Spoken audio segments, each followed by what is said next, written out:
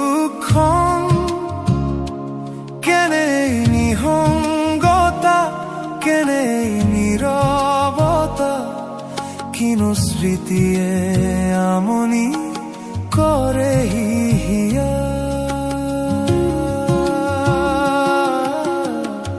এই মধু লগন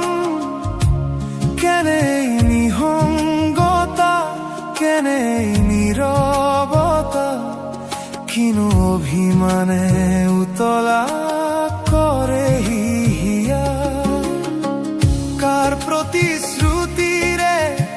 বিয়াকুল আজি হিয়া জানো কি এই ভাবনা